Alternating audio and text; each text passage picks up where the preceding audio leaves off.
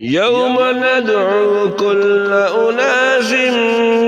بإمامهم فمن أوتي كتابه بيمينه فأولئك يقرؤون كتابهم فلا يظلمون فتيلا ومن كان في هذه أعمى فهو في الآخرة أعمى وأضل سبيلا وإن كادوا ليفتنونك عن الذي أوحينا إليك لتفتري علينا غيره وإذا لاتخذوك خليلا ولولا أن ثبتناك لقد كدت تركن إليهم شيئا قليلا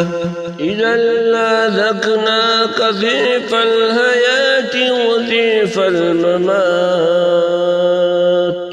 ثم لا تجد لك علينا نصيرا وإن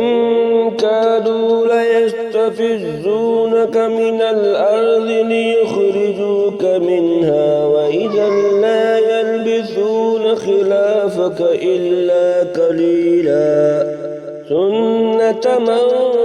قد أرسلنا قبلك من رسلنا ولا تجد لسنتنا تهويلا